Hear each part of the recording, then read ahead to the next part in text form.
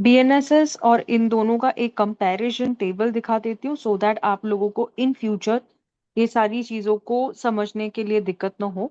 It is just a introduction part, एक demo के through आप लोगों को ये चीज बता दे रही हूँ। Okay, you all can check it on the screen. The CrPC और भारतीय नागरिक सुरक्षा संहिता 2023। अब ये दोनों में कंपैरिजन हम लोग देखेंगे कि देखिए फर्स्ट जो हेडिंग है आप लोगों को सेक्शन और यहाँ पर क्लॉज बोला जाएगा। हाँ, भारतीय नागरिक सुरक्षा संहिता में इसे क्लॉज करके ये किया गया है, और वैसे इसे हम लोग जब हम सीआरपीसी पढ़ते थे तब उसे सेक्शन करके हम लोग इंटरप्रेट करते थे और सेक्शन करके हमारा प्रोविजन ओपन हो जाता था। ठीक है, तो देखिए अभी आप दोनों तरफ आप एक देख सकते हो, देर इज अ टेबल। ये दोनों टेबल के बीच में एक कंपैरिजन है कि ये सेक्शन और ये सेक्शन सेम है क्या है, उसको लेकर हम लोग सेक्शन वाइज भी देख रहे हैं। बट फिर भी मैं आपको बता देती हूँ कि देखो अभी शॉर्ट टाइटल एक्सटेंड कमेंसमेंट में तो चेंज ही होगा ना, ऑफ कोर्स वो अपना टॉपिक बताएगा, वो अपना टाइटल बताएगा, वो अपना टाइटल बताएगा। ठीक है ना। और सेकंड में आप देख सकते हैं कि it is a definition part. तो डेफिनेशंस हमने जो पढ़ी हुई थी उसमें चेंज है क्या, मैं कहूंगी ऑफ कोर्स चेंज है, क्योंकि हम लोग डिजिटल वर्ल्ड में चल रहे हैं। Now it is all about the law which is enforce, और लॉ को इन्होंने कैसे चेंज किया that is in the part of definition. Construction of references उसको सेम ही है। उसके बाद में trial of offences under IPC. अब भारतीय न्याय संहिता के अंदर जो ट्रायल होगा सेविंग सेम है। क्लासेस ऑफ क्रिमिनल कोड्स के अंदर जो सेक्शन 6 है, देखो अभी भी वो सेक्शन 6 है और पहले भी वो सेक्शन 6 था। उसके बाद में आप देखेंगे टेरिटोरियल डिवीजन। टेरिटोरियल डिवीजन का मतलब होता है कि कौन से टेरिटोरियल डिवीजन के अंदर वो मैटर को चलाया जाएगा। ओके, तो आप लोगों ने लोकल लॉ देखा है, स्पेशल लॉ देखा है, ये सारे लॉज के बारे में आप लोग जानते हैं। अभी सेक्शन नंबर 8 जो था सीआरपीसी में, मेट्रोपॉलिटन एरिया, जिसे डिलीट कर दिया गया है। ओके, अब इसका डिलीट हो गया मतलब हम लोग वन माइनस आ गए। देखो अभी वो 8 जो था मेट्रोपॉलिटन मजिस्ट्रेट है। अब जो हमारा सीआरपीसी में court of session, court of session का मतलब वो सेशन कोर्ट है जहां पर हमारे सारे मैटर्स रिलेटिंग टू ट्रायल चलते हैं। ट्रायल का फादर जो होता है, जैसे जेएमएफसी का फादर होने दीजिए, चीफ जुडिशियल मजिस्ट्रेट का फादर हो जाने दीजिए, तो फादर ऑफ द कोर्ट हमारे ट्रायल कोर्ट्स के अंदर आता है कोर्ट ऑफ सेशन, जिसे अभी आप सेक्शन नंबर 8 में पढ़ेंगे।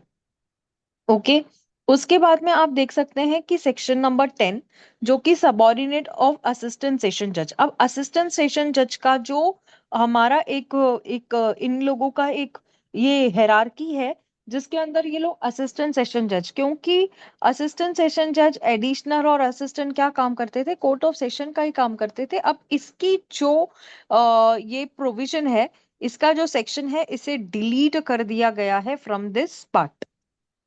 Okay, then coming to section number 11 court of judicial magistrate. अब ये सेक्शन नंबर हो गया है 9। जेएमएफसी कोर्ट वो कोर्ट होता है जो ट्रायल के मैटर्स चलाता है, और इन लोगों के पास वो पावर होता है।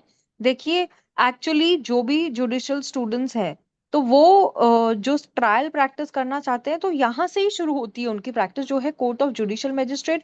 अगर आप जेएमएफसी की एग्जामिनेशन की तैयारी कर रहे हो, जेलों की प्रिपरेशन कर रहे हो, तो वो सेक्शन नंबर 9 के अकॉर्डिंग ही आप एक ऑफिसर कहलाएंगे, which will be called as court of judicial magistrate.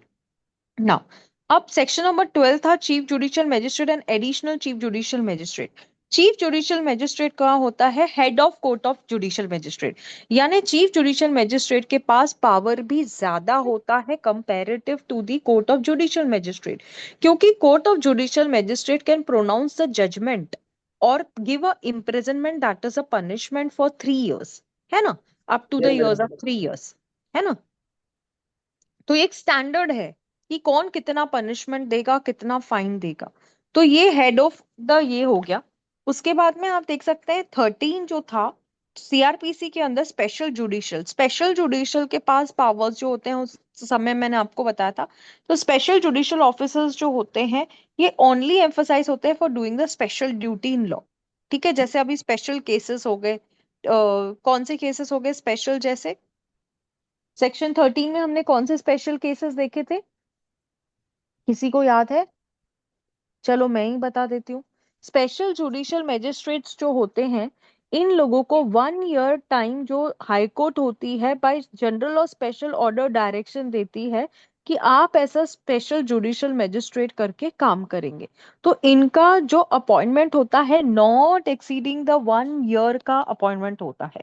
तो these are the special judicial magistrates. Okay. Okay, आप देख सकते हैं। उसके बाद में आप आते हैं, आगे चलते हैं। एक सेकेंड ना, मेरा शायद तो ये हो गया। हम्म। अब 14 सेक्शन पे आओ आप। 14 बोलता है आपको local jurisdiction of a judicial magistrate. Local jurisdiction of a judicial magistrate यानी लोकल, जैसे अब आप जो भी सिटी में रहते हो, जो भी स्टेट में रहते हो, तो आपके आस पास में कोर्ट्स होती है ना। तो उसका रेलवे डिफरेंस कितना होना चाहिए, एस्टिमेशन कितना होना चाहिए, 200 माइल के अंदर आपको बुलाया जाता है। वुमेन हो तो भाई आप लोगों को ये जुडिशियल मैजिस्ट्रेट का जो क्वेश्चन मैं आप लोगों को यहाँ पे बोल रही हूँ, ऑल इंडिया बार एग्जामिनेशन में इस क्वेश्चन को रिपीटिंगली पूछा जाता है। हाँ, local jurisdiction of a judicial magistrate. और उस दिन मैंने आप लोगों को आईपीसी के जुरिस्डिक्शन पॉइंट ऑफ व्यू पे कुछ नोट शेयर करे थे, देखे होंगे तो वेल एंड गुड, नहीं देखे होंगे तो बैड लक। ओके। तो local jurisdiction of a judicial magistrate जिसे आप बीएनएसएस में सेक्शन नंबर 12 में पढ़ेंगे या क्लॉज नंबर 12 में पढ़ेंगे, उसी को हम लोग local jurisdiction of judicial magistrate CrPC के अंडर हम लोग सेक्शन नंबर 14 में पढ़ते थे। Okay. Subordinate of a judicial magistrate, subordinate क्या होता है? जैसे आप लोगों को पता है कि जुडिशियल मैजिस्ट्रेट के जो सबॉर्डिनेट होते हैं, जैसे अभी देखो सेकंड क्लास ऑफिसर्स होते हैं, ठीक है, जुडिशियल मैजिस्ट्रेट सेकंड क्लास। अब सेकंड क्लास का काम क्या होता है ना, what is he suppose to do? Second class का काम क्या होता है? अभी देखो सबॉर्डिनेट जुडिशियल मैजिस्ट्रेट में कोई भी चीफ जुडिशियल मैजिस्ट्रेट जो सबॉर्डिनेट होता है सेशन जज के, और other judicial magistrate subject to the general control. Actually जो पूरा कंट्रोल चलता है वो किसका चलता है? सेशन जज का। और सबॉर्डिनेट जो होता है वो चीफ जुडिशियल मैजिस्ट्रेट, यानी कि जुडिशियल मैजिस्ट्रेट का बीच वाला कौन है? चीफ जुडिशियल मैजिस्ट्रेट, है ना। जुडिशियल मैजिस्ट्रेट का बीच वाला और सेशन का बीच वाला is equals to chief judicial magistrate. Okay, तो ये सबऑर्डिनेट हो गया आप लोगों के लिए। ओके। सेक्शन नंबर 16 मैंने मेट्रोपॉलिटन मैजिस्ट्रेट, जो कि हम लोगों ने एसीबी, जो हम लोग हमेशा पढ़ते हैं कि अहमदाबाद, बॉम्बे, कलकत्ता, इनके बारे में, तो यहाँ से इनको भी डिलीट कर दिया गया है। तो बीएनएसएस में तो ये है ही नहीं, ठीक है। चीफ मेट्रोपॉलिटन मैजिस्ट्रेट एडिशनल, इनको भी डिलीट, यानी आप अगर यहाँ पे देखेंगे तो 16 की उम्र से जो मेट्रोपॉलिटन मैजिस्ट्रेट ने यहाँ पे हमारे सीआरपीसी में रेस पकड़ी थी, उनको हटा दिया गया है। 16, 17, 18, 19, ये सेक्शंस को डिलीट कर दिया गया है। यानी नए में आप मेट्रोपॉलिटन मैजिस्ट्रेट होने दीजिए, चीफ होने दीजिए, एडिशनल होने दीजिए, स्पेशल होने दीजिए, सबऑर्डिनेट होने दीजिए, इनका मरण दिन डिक्लेयर हो गया, जो कि 2023 में हो गया। मरण दिन in the sense just an explanation part, यानी इन लोगों को डिलीट कर दिया गया फ्रॉम हमारा भारतीय नागरिक सुरक्षा संहिता 2023। ठीक है। मेट्रोपॉलिटन मैजिस्ट्रेट के पावर्स क्या थे? जहां जहां आप लोगों को पॉपुलेशन के बारे में मैंने बताया कि इतनी पॉपुलेशन 1 CRN प्लस पॉपुलेशन होगी तो उनको मेट्रोपॉलिटन एरियाज, और उसके अंदर वो वैसा काम करते थे क्योंकि judicial magistrate, chief judicial magistrate busy होते थे, इसीलिए इन लोकल एड को पकड़ के काम करवाया जाता था। अब अब इनके इन्होंने, अब इनके पूरे काम चीफ जुडिशियल मैजिस्ट्रेट ही करते हैं madam. Yes, yes, yes, subordinate को पूरी तरीके से हटाकर इनको चीफ जुडिशियल मैजिस्ट्रेट्स जो है उनको ये पावर दे दिया गया कि अभी आप ये काम जो होगा ना, आपकी डेजिग्नेशन, यानी देखो एक्चुअली देखा जाए तो सिर्फ डेजिग्नेशन चेंज हो गई ना, अच्छा, सबऑर्डिनेट की डेजिग्नेशन, मेट्रोपॉलिटन की स्पेशल की, अब वो सारी चीजें जो हैंडल की जाएगी would be chief judicial magistrate. उनको ठीक है। उनको ही यानी, सीजीएम बोला। यस, यस, हाँ, यस, यस। हाँ, हेलो मैम, इसका मतलब ये हुआ ना कि सबॉर्डिनेट ना होके चीफ मैजिस्ट्रेट जो है उनका पोस्ट ज्यादा बढ़ जाएगा और नहीं, ऐसा वर्कलोड। नहीं है। देखो आप मेट्रोपॉलिटन मैजिस्ट्रेट समझो, यहाँ पर हाँ। क्या बोल रहे हैं ना, आप ये बात समझो। यहाँ पर चीफ मेट्रोपॉलिटन मैजिस्ट्रेट नहीं बोला जा रहा है, यहाँ पर चीफ जुडिशियल ऑफिसर की बात की जा रही है। ठीक है। हम्म। ठीक है। तो आप यहाँ पर है ना एक बात समझ के चलो, मेट्रोपॉलिटन एरिया जैसे अहमदाबाद हो गई, बॉम्बे हो गई, अभी आप अहमदाबाद से, तो आप इसको रिकलेक्ट कर सकती हैं कि मेट्रोपॉलिटन एरियाज जो होती है, ठीक है, जिसकी पॉपुलेशन इतनी है तो उसको मेट्रोपॉलिटन एरिया करके ऐसे डिक्लेयर कर दिया जाता था। और वो सारे मैटर्स जो होते थे उनको, अभी देखो जुडिशियल मैजिस्ट्रेट ओवरलोडेड, फिर सेकंड क्लास की तो पोजीशन ही उतनी नहीं है कि उतना काम कर सके। फिर चीफ जुडिशियल मजिस्ट्रेट ओवरलोडेड, इसीलिए इन लोगों को लेके आया गया था कि जहां पर पॉपुलेशन ज्यादा है भाई तुम काम करना। अब इन लोगों की डेजिग्नेशन को, यानी इन लोगों को हटा दिया गया है, डिलीट कर दिया गया है, इनकी डेजिग्नेशन को चेंज कर दिया गया है। ठीक है, ओके, पहले तो इसका ये मतलब कि समझो। डेसिग्नेशन ही चेंज हुआ है। हाँ, ये चेंज नहीं हुआ है, जो आप सोच रही हो ना वो चेंज नहीं हुआ है। इसीलिए आपको हम्म, अहमदाबाद का एग्जांपल दिया। अहमदाबाद हम्म, की रहने वाली हो, वहां का मेट्रोपॉलिटन एरियाज है, वहां पे मेट्रोपॉलिटन मजिस्ट्रेट बैठे थे। क्यों? जुडिशियल हम्म, मजिस्ट्रेट के पास बहुत काम रहता था, इसीलिए इन लोगों को लेके आया गया। अब इन लोगों को भी निकाल दिया गया कि भाई तुम मत आओ, हमारे पास चीफ वाला बंदा बैठा है वो काम करेगा। सिर्फ डेजिग्नेशन चेंज हुई है, यानी इनको, इनका नाम हटा दिया गया है। काम तो इनका होगा, काम हम्म, बंद नहीं होता है। यानी कि आप सोना बोल सकते हो, लेकिन यहाँ पे जुडिशरी वर्ल्ड में काम नहीं बोल सकता है कोई भी। ठीक है, तो these names have been deleted, इनका जो डेजिग्नेशन है उनको डिलीट कर दिया गया है, लेकिन ये काम करने वाले जो बंदे होंगे वो होंगे चीफ जुडिशियल मजिस्ट्रेट। हमारे बेंगलुरु में भी मेट्रोपॉलिटन मजिस्ट्रेट थे मैडम। हाँ, लेकिन बेंगलुरु अब इन लोगों को मेट्रोपॉलिटन मजिस्ट्रेट, आप समझो, मेट्रोपॉलिटन मजिस्ट्रेट थे, है, उनको है, सिर्फ हटाया नहीं गया है, उनका सिर्फ उनका नाम डेजिग्नेशन चेंज कर दिया गया है, नाम जैसे बदल गया। जैसे ठीक है, नाम बदल वो गया। उसका जैसे नाम बदल। Bombay, Bombay is equals to Mumbai, नाम बदल दिया गया, बाकी कुछ चेंज नहीं है। यस मैडम, गायत्री मैडम समझा क्या? समझे समझे yes madam. Ma'am, yes ma'am, thank you ma'am. चलो नेक्स्ट आगे बढ़ते हैं। एग्जीक्यूटिव मजिस्ट्रेट, एग्जीक्यूटिव मजिस्ट्रेट कौन होते हैं? वो मजिस्ट्रेट होते हैं जैसे कमिश्नर हो गया, कलेक्टर हो गया। ये लोगों का काम क्या होता है ना कि भाई, इनका काम क्या होता है कि अपने डिस्ट्रिक्ट मजिस्ट्रेट को फोन लगा के सारी काम करके लेना। ठीक यस, है, ये होते हैं executive yes, magistrate. Position small होती है, छोटे काम करते हैं लेकिन धमाके से करते हैं। ठीक है, अब स्पेशल एग्जीक्यूटिव मजिस्ट्रेट, इनको स्पेशल पावर्स दिए जाते हैं। जैसे हम लोगों ने देखा ना कि जैसे समझो एग्जांपल लेती हूँ यहाँ पर कि दोनों के बीच की कड़ी है ना, this is what is executive magistrate. Executive magistrate will ask the district magistrate, district magistrate जो भी आपको ऑर्डर्स देगा वो ऑर्डर को फॉलो करेंगे भाई साहब लोग। ठीक है, और स्पेशल वो काम करेंगे जहां पर ऐसे स्पेशलाइजेशन करना पड़ेगा, वो लोग वही काम करेंगे। आप उसको 21 में पढ़ते थे, अभी आप बीएनएसएस में 15 में पढ़ेंगे, खत्म हो गया। ठीक है, local jurisdiction of executive magistrate. अभी लोकल ज्यूरिसडिक्शन की अगर अपन बात करते हैं, what do you mean by local jurisdiction? Local jurisdiction का मतलब वो होता है जहां पर ये लोग काम करने के लिए सक्षम होते हैं। तो यहाँ पर मैं आपको बता दूं कि स्टेट गवर्नमेंट कंट्रोल करती है, और डिस्ट्रिक्ट मजिस्ट्रेट जो होता है ना वो पूरे एरिया के ऊपर काम करेगा। यस। ठीक है, ये पूरे ऐसे एरिया पे काम करेगा, है ना, क्योंकि यहाँ पर बात- local jurisdiction of executive magistrate, control कौन करेगी? स्टेट गवर्नमेंट करेगी। डिस्ट्रिक्ट मजिस्ट्रेट क्या करेगा? पूरे एरिया पे काम करेगा। अभी तुमको रखा क्यों है? तो इसके लिए इनको एग्जीक्यूटिव मजिस्ट्रेट का पावर दिया गया है। मैडम और तहसीलदार, डीएम की, हाँ madam tehsildar, tehsildar, assistant commissioner. Assistant commissioner, commissioner, ये सब एग्जीक्यूटिव मजिस्ट्रेट के चट्टे पट्टे हैं। ठीक है, और मैं आपको एक और बात बताती हूँ कि पुलिस कमिश्नर जो होता है ना, वो कभी भी कोई भी मैटर में, जैसे एग्जीक्यूटिव मजिस्ट्रेट है तो वैसे तो हम लोगों को मेट्रोपॉलिटन एरियाज को निकाल दिया गया, वरना इन लोगों का क्या पावर रहता था? वैसे इनको क्या रहता था? पुलिस कमिश्नर क्या करती थी? कमिश्नर्स जो होते थे वो एग्जीक्यूटिव मजिस्ट्रेट बन के काम करते थे, बराबर है ना? तो इस लोकल ज्यूरिसडिक्शन की एग्जीक्यूटिव मजिस्ट्रेट के ऊपर अगर मैं आप लोगों को बताऊं, तो ये एग्जीक्यूटिव मजिस्ट्रेट्स जो होंगे वो काम करेंगे जो स्टेट गवर्नमेंट कहती है। स्टेट गवर्नमेंट का पूरा कंट्रोल होगा, और डिस्ट्रिक्ट मजिस्ट्रेट जो होगा वो पूरे एरिया पे काम करेगा, और वो डिस्ट्रिक्ट मजिस्ट्रेट ऑर्डर करेगा इन एग्जीक्यूटिव मजिस्ट्रेट्स को, भाई तुमको ऐसा नहीं ऐसा करना है। और ये एग्जीक्यूटिव मजिस्ट्रेट रिपोर्ट करते बैठेंगे किनको भाई? किनको करेंगे? डिस्ट्रिक्ट मजिस्ट्रेट साहब को। ओके, ठीक है, कंट्रोल स्टेट गवर्नमेंट का, चलाएगा डीएम, और पूरा का पूरा एग्जीक्यूटिव मजिस्ट्रेट गेम। यस ठीक है, समझा? यस इजी है, मुझे तो नहीं लग रहा है यस डिफिकल्ट मैम, है। यस। चलो, सबॉर्डिनेशन ऑफ एग्जीक्यूटिव मैजिस्ट्रेट।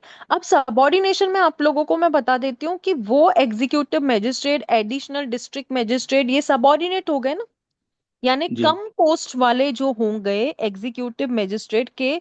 जैसे अब मैं बोलूं कि सारे executive magistrate, additional district magistrate subordinate होंगे डिस्ट्रिक्ट मैजिस्ट्रेट के, है ना। यस यानी क्या हो यस जाएगा, एग्जीक्यूट जो अपना डिस्ट्रिक्ट मैजिस्ट्रेट बड़ा, उसके छोटा कौन, एडिशनल, उसके छोटा कौन, असिस्टेंट। असिस्टेंट को तो निकाल के ही फेंक दिया इन्होंने, असिस्टेंट को तो निकाल के ही फेंक दिया। लेकिन सबॉर्डिनेट ऑफ एग्जीक्यूटिव मैजिस्ट्रेट में इन लोगों ने वैसे कौन सी बात की है, सारे executive magistrate, additional district magistrate, उनको छोड़ के जो डिस्ट्रिक्ट मैजिस्ट्रेट होते हैं, वो every executive magistrate other than sub divisional magistrate, इनके पावर्स क्या होते हैं, subordinate to sub divisional magistrate. ठीक है, मैं आपको सिंपल लॉजिकल वे से बताती हूँ। ये देखो, यहां पर सिर्फ है ना, तू बड़ा मैं छोटा, उसकी बात की जा रही है। ठीक है, डिस्ट्रिक्ट मैजिस्ट्रेट बड़ा तो उससे छोटा कौन, एडिशनल। ठीक है, एग्जीक्यूटिव मैजिस्ट्रेट बड़ा तो उससे छोटा कौन, सब डिविजनल मैजिस्ट्रेट। बस इतनी सी बात है। सबॉर्डिनेट का मतलब वही होता है कि जो ऊपर वाला काम नहीं कर सकता है उसको नीचे वाले को बोला जाता है कि ठीक है मैं बिजी है, तू काम कर। This is what the change it is. Yes आया बात समझ में, इज दैट क्लियर। यस हाँ, पब्लिक प्रोसिक्यूटर हम सेक्शन नंबर 24 में पढ़ते थे सीआरपीसी के अंदर। अब हम बीएनएसएस में पढ़ेंगे 18 सेक्शन में। पब्लिक प्रोसिक्यूटर का मतलब मैंने बताया था, वो पब्लिक ऑफिसर होता है जो गवर्नमेंट की ड्यूटी करता है, कोर्ट में खड़े होता है, कंप्लेनेंट का केस लड़ता है, जैसे हम पी साहब भी कहते हैं। और इनकी जो पोस्ट होनी चाहिए, जो जहां से आपका ऑल इंडिया बार एग्जामिनेशन का क्वेश्चन बनता है, उनकी प्रैक्टिस होनी चाहिए 7 साल की। ठीक है, as an advocate not less than 7 years का प्रैक्टिस होना चाहिए।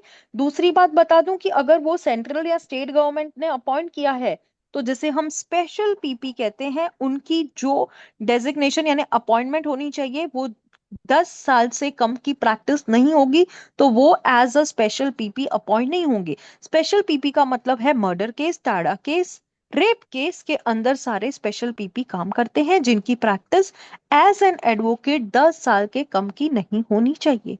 समझ में आया भाई। यस मैम स्पेशल पीपी भी अपॉइंट बाय स्टेट होता है ना, central and state government, centralise. By the central government and by the state government. Okay, तो सेंट्रल गवर्नमेंट और द स्टेट गवर्नमेंट में appoint for the purpose of the, जैसे practice होनी चाहिए as an advocate for not less than 10 years, तो उसे special public prosecutor कहा जाता है। तो यहां से अगर आपका क्वेश्चन बनेगा तो इट वुड बी, अगर आप सेंट्रल और द स्टेट गवर्नमेंट में अपॉइंट, तो दो गवर्नमेंट अपॉइंट करती है, सेंट्रल यानी हमारा मोदी साहब, स्टेट यानी आपके स्टेट के जो भी रहेंगे वो मैडम अपॉइंट कर सकते हैं स्पेशल पीपी को।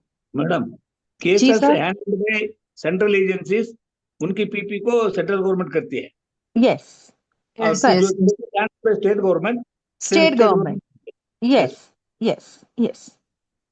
ओके ना, असिस्टेंट पब्लिक प्रोसिक्यूटर, जैसे आप सेक्शन नंबर 25 में पढ़ते थे ना, व्हाट डू बीन एपीपी साहब।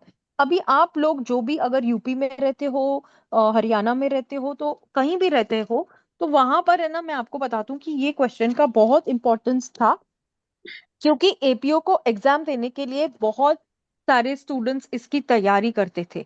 ठीक है, जो क्वेश्चन आप लोगों को यहाँ से पूछा जाएगा, एक प्रोविजो का क्वेश्चन आता है, जिसमें कोई भी इन्वेस्टिगेशन ऑफिसर जो होता है वो इसमें पार्टिसिपेट नहीं कर सकता है।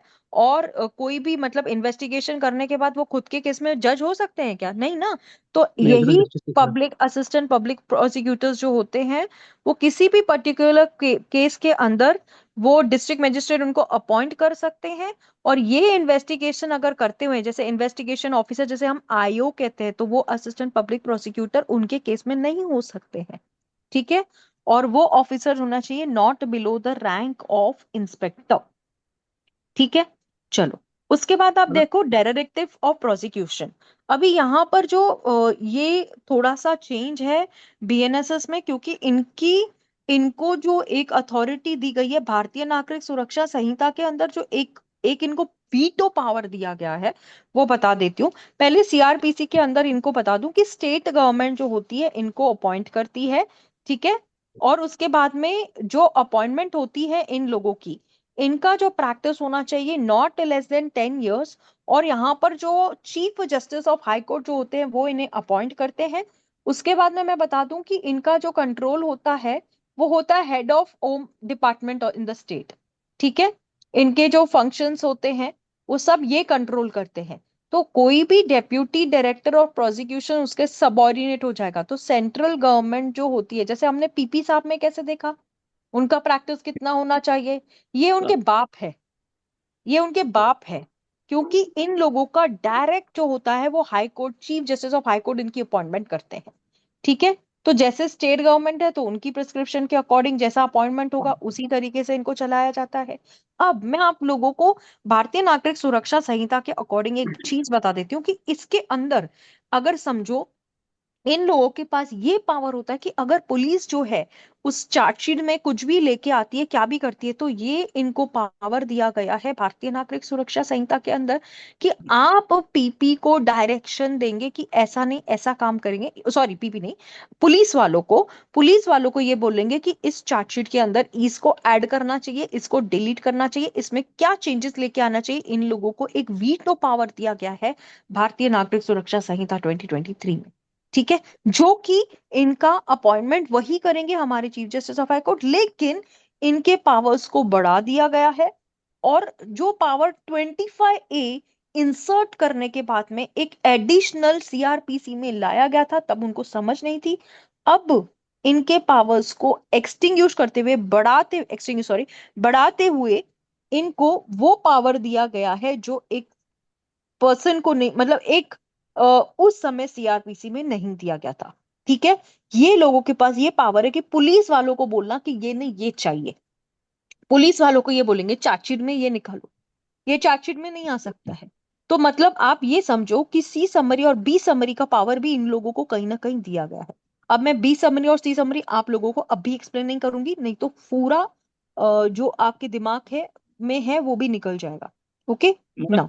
डायरेक्टर यस, प्रोसिक्यूशन बड़े बड़े केसेस में डील करते हैं ना। यस, बड़े केसेस के अंदर। हाँ, क्योंकि छोटे केसेस इनका में जो नॉमिनेशन होता है ना वो chief justice of high court करते हैं। तो यस ये यस आप समझिए ना कि chief justice of high court मतलब पोस्ट कितनी ऊपर की हो गई इसके अंदर। यस। इनका पोस्ट जो है ना वो पब्लिक प्रोसिक्यूटर असिस्टेंट का तो है ही नहीं, ये तो father of public prosecutor and father of assistant public prosecutor हो गए। यस। ठीक है, ये है डायरेक्टर ऑफ प्रोसिक्यूशन। इसे एक डायरेक्टर भी कहा जाता है। दूसरा, आप डेप्यूटी डायरेक्टर ऑफ प्रोसिक्यूशन भी पढ़ते हैं इसके अंदर, होता है, मतलब पोस्ट रहता है है। ना? जैसे एपीपी हो गया ना, यस पब्लिक प्रोसिक्यूटर असिस्टेंट। तो यस इसके मैम। अंदर भी आप जो पढ़ते हैं ना डायरेक्टर ऑफ प्रोसिक्यूशन, दूसरा आ गया deputy deputy director of director. Prosecution. Madam, तो ये जो स्टेट में जो अपॉइंटमेंट होता है यही लोग तो आगे प्रमोट होके एडिशनल डायरेक्टर और फिर हाँ, डायरेक्टर भी तो बनते हैं। यस यस यस यस, वो तो है ही ना, वो तो है ही। ठीक है, codes by which offences are tribal. अभी कौन से कोड ऑफेंसेस ट्राई करेंगे ये तो हम लोगों ने देखा था ना। एक हायरार्की होती है, high court, court of session, first class officer. फिर हम लोगों ने पढ़ा था कि एक अमेंडमेंट से 2018 के 376A B C D E, ये सब रेप एग्रावेटेड जो होते हैं वो जो कोर्ट प्रिसाइडेड बाय दी, मतलब जो वुमेन होती है, वुमेन कोर्ट सी इनको चलाती है ना। जैसे अभी रेप केसेस हो गए तो कंपलसरी इन्होंने ये कर दिया है कि वुमेन जो कोर्ट होगी वही इन केसेस को डील करेगी, या स्पेशल कोर्ट्स को जैसे बैठाया जाता है इन केसेस के अंदर, है ना? क्योंकि औरतें जो होती है जब रेप के मामलों में वो मर्दों के सामने शर्माती है। वैसे तो आज का जमाना नहीं है, no means no, Amitabh Bachchan की मूवी तो सब देख के बैठे हैं। But still there is a change, and the change is under 26 now women would be dealing under this cases, and you are seeing भारतीय नागरिक सुरक्षा section number 21। Madam, in okay, case अगर जैसे ये जो नया प्रोविजन आया है, मतलब इसमें फीमेल प्रिजाइडिंग ऑफिसर का होना मस्ट है डिस्ट्रिक्ट में। मान लीजिए इन केस अगर उस डिस्ट्रिक्ट में उस पर्टिकुलर टाइम पे जहाँ पे ट्रायल होना है सेक्सुअल ऑफेंसेस का, और वहाँ पे कोई भी प्रिजाइडिंग ऑफिसर लेडीज अवेलेबल नहीं है, तो क्या उसका उसको मतलब हॉल्ट कर दिया जाएगा? दूसरे डिस्ट्रिक्ट को ट्रांसफर करेंगे। it will be transferred to other district, yes. it will be the transferred to other district। Case will be transferred. Yes, yes, yes, for trial. yes, 100% it will be transferred to other district for trial।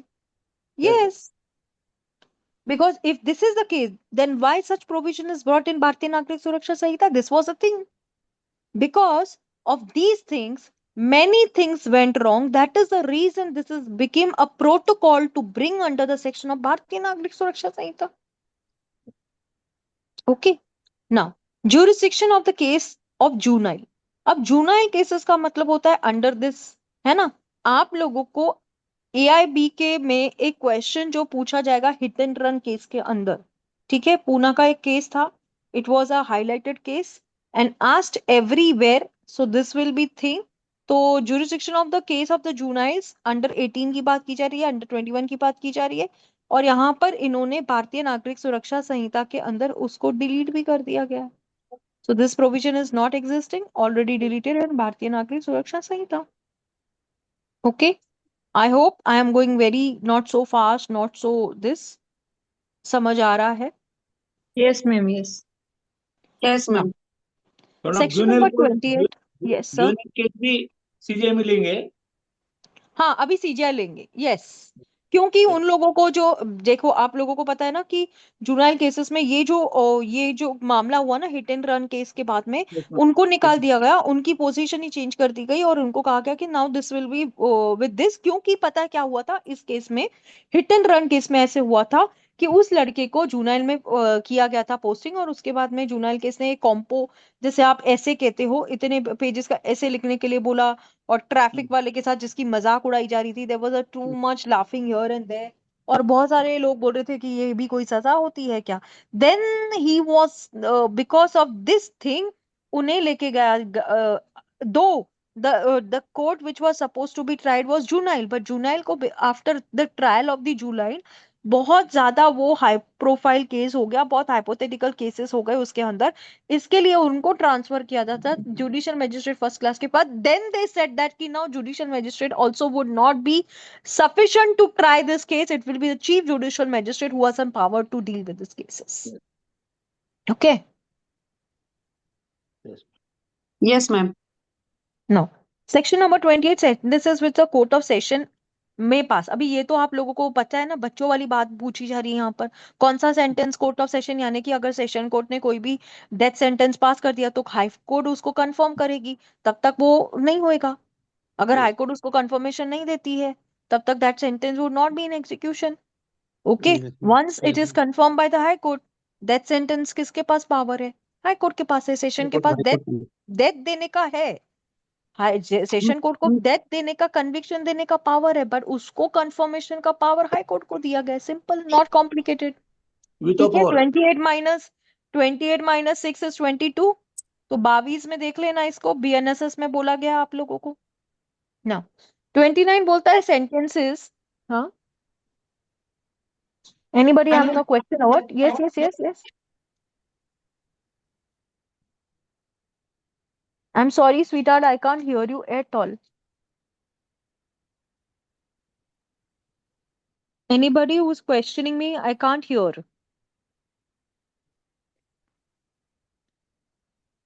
चलो 29, if आपको रहेगा तो मुझे फिर पूछ लेना, ठीक है. सेंटेंसेस विच द मैजिस्ट्रेट में पास. अभी आप लोगों ने जो मैजिस्ट्रेट सेंटेंस पास कर सकते, चीफ जुडिशियल मैजिस्ट्रेट जो सेंटेंस पास करता था, it was a term not exceeding 7 years, है ना. आप लोगों ने वो नोकिया सॉन्ग सुना होगा ना, नोकिया की वो रिंगटोन बजती थी, सुना होगा. तो इन लोगों को 7 साल के लिए ही वहीं पे छोड़ा गया था. उसके बाद फर्स्ट क्लास मैजिस्ट्रेट जो है 3 years, और फाइन नॉट एक्सीडिंग 10 years और बोथ, है ना. करेक्ट है ना. उसके Yes, बाद court of magistrate of the second class जो नॉट एक्सीडिंग 1 year 1 year. और नॉट एक्सीडिंग 5,000 रुपीज और बोथ, इनका फाइन का ये रहने का. फिर कोर्ट ऑफ चीफ मेट्रोपॉलिटन, इनको तो हटा दिया गया, लेकिन सीआरपीसी में अगर क्वेश्चन पूछा जाता है तो करेंगे क्या, आपको तो बताना पड़ेगा कि उनके पावर्स जो है वो चीफ जुडिशियल मैजिस्ट्रेट के पावर्स ही होते हैं, है ना. yes. यानी चीफ जुडिशियल मैजिस्ट्रेट के जो पावर्स होते हैं वो court of chief judicial magistrate होते हैं. मैं चीफ मेट्रो बोल रही हूँ, हाँ? मैं क्या बोल रही हूँ? चीफ मेट्रोपॉलिटन मैजिस्ट्रेट के पावर्स वो पावर्स होते हैं जो चीफ जुडिशियल मैजिस्ट्रेट के पास होते हैं. ठीक है. तो मेट्रोपॉलिटन मैजिस्ट्रेट के पावर्स किसके पास होंगे भाई? First class. सिंपल. सोचो ही मत। चीफ की बात की जा रही है तो चीफ जुडिशियल मैजिस्ट्रेट, मेट्रो की बात की जा रही है तो फर्स्ट क्लास मैजिस्ट्रेट, जिसे हम JMFC भी कहते हैं, judicial magistrate first class officer. Okay, okay, yes clear everyone? Yes yes yes ma'am. Now yes ma'am. Next section 30 क्या बोलता है? Sentence of imprisonment for default of fine. और डिफॉल्ट ऑफ फाइन को लेकर आप लोगों को मैंने बोला था कि आप सेक्शन नंबर इसके अंदर देखेंगे कि वो 1/4 of the term of imprisonment, जिससे मैंने आप लोगों को चीख चीख के कहा था भाई 65 IPC को साथ में पढ़ना, 65 IPC को साथ में पढ़ना। पर मुझे नहीं लगता है कि आप में से किसी ने भी 65 IPC को पढ़ा होगा। पढ़ा क्या? मेरे पर मेहरबानी करी क्या? हाँ मैम, मैंने पढ़ा था। तो 65 IPC क्या बोलते हैं? बताओ बताओ, मैंने पढ़ा था तो बोलो, जल्दी बोलो, वी हैव नो टाइम, मेरे पास टाइम लिमिट है, आप लोगों हाँ का मैम, पूरा मैंने उस खत्म टाइम पे करके जा पढ़ा रही था, हूँ। लेकिन एग्जैक्टली अभी उस टाइम मैंने शुरुआत में आपने बताया था ना, तब पढ़ा था कि कैसे 1/4 काउंट करते हैं हम्म। इसको, मैं पनिशमेंट तो, को। आप बोल रहे हो ना, चलो मैं तो ये भी बता सकती हूँ आईपीसी कि में बड़ा टाइम की शिक्षा हाँ, दक्षा बताती है। मैडम ने हम लोगों को 65 का कैलकुलेशन बताया था। मैं तो ये हम्म। भी याद रख रही हूँ, मुझे तो ये भी नहीं रखना चाहिए, है ना? मैम यस, पढ़ा था, लेकिन अभी इतना याद नहीं है। लेकिन उसका आपने कैलकुलेशन 1/4 का पूछा था, जैसे कि हम्म। कुल टोटल जो दिया जाता है सेंटेंस, उसका 1/4 किया जाता है यदि फाइन नहीं पे किया तो। तो अगर फाइन का डिफॉल्ट होगा तो 1/4 ऑफ द पनिशमेंट ऑफेंस जो होगा उस तरीके से ये होगा। यानी समझो 3 इयर्स का है तो यस उसमें आप कैलकुलेट करेंगे तो 1/4 वुड बी 9 मंथ्स। ठीक है? यस कैसे 9 कैलकुलेट मंथ। करोगे? कैसे यस कैलकुलेट मैम। करोगे? 3 × कैसे करोगे? 36 मंथ, 36 मंथ 36। Divided by 4। हाँ, 36 डिवाइड 36 बाय मंथ 4 भी डिवाइडेड करते बाय हो, 4। Then also it coming to 9 months. Okay, दिन में यस तो 3 हो गए। Yes. yes, so that is the punishment which is given. I'm sorry. That is the month में लगा punishment. दिया तो दिन में Yes, करेंगे। yes, yes. So that is the punishment which is given in section number 65 of IPC. Similarly, the question is asked आप लोगों को यहाँ पे in section number 30 of CRPC and clause number 24 of भारतीय नागरिक सुरक्षा संहिता. Okay, I think I am not going so fast, but it is just a part of understanding. Now, sentence of the cases of conviction of several offenses at one trial. अभी मैंने आप लोगों को राम रहीम के case के बारे में बताया था। ये राम रहीम का जो केस है वो 31 में आप लोगों को पूछा जाएगा, जिसे आप सेक्शन नंबर 25 ऑफ भारतीय नागरिक सुरक्षा संहिता में पढ़ेंगे। ठीक है, जिसमें 14 इयर्स की पनिशमेंट दी गई थी पहले, सॉरी 20 इयर्स की पनिशमेंट दी गई थी। आज तक तो आप लोगों ने यही सुना होगा कि 14 साल के ज्यादा पनिशमेंट होती नहीं है। इस पनिशमेंट को 20 इयर्स की स्प्लिट किया गया था। स्प्लिट में 10-10 साल की 2 पनिशमेंट देते हुए दोनों को, उन पनिशमेंट को कन्विक्शन ट्रायल के टाइम पर ये किया गया था। ओके, एक एम आई क्लियर? एक होने के बाद एक। हाँ, यानी 10 साल खत्म होने के बाद में अगेन 10 साल। Okay, that is the 31 provision. Clear no? 31। Yes ma'am. Yes ma'am. Okay, mode of conferring power. Mode of conferring power के अंदर क्या होता है मैं आपको बता दूं कि इससे जो आप लोगों को ये पूछा जाता है कि हाई कोर्ट या स्टेट गवर्नमेंट कोई भी ऐसा ऑर्डर कर सकती है, स्पेशली जब कोई ऑफिसर्स या क्लास ऑफ ऑफिशियल्स जो उनको टाइटल देना होता है। जैसे मैंने आपको क्या बोला कि देखो समझो अभी अभी मैजिस्ट्रेट को मेट्रोपोलियन को हटा दिया गया, तो हाई कोर्ट और स्टेट के पास ही पावर है ना ये सब करने के लिए कि भाई इनको हटा के ऐसा करो, या इनकी यस इनकी पोजीशन क्या होगी, इनको कहाँ बिठाया जाएगा, ये क्लास कैसे करेगा, ट्रायल में इन लोगों ने क्या किया है।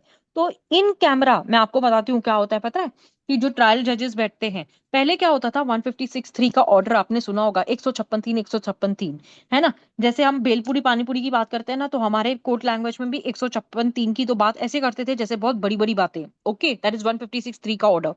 तो 156(3) के ऑर्डर के टाइम पे क्या होता था ना, पहले जब 156 का 3 का प्रोविजन जैसे लोगों को समझ में आया, कोर्ट्स को समझ में आया, तो ऐसे करते हुए एवरी कोर्ट ने क्या किया, 156(3) में FIR करने का ये कर दिया। यानी पुलिस FIR नहीं करती है ना, तो कोर्ट FIR कर देती थी। तो कुछ हाई कोर्ट्स ने ऐसे कहा कि नहीं, दिस इज नॉट पॉसिबल, आप ऐसे नहीं कर सकते हैं कि कभी भी उठ के 156 का आप ऑर्डर नहीं कर सकते हैं।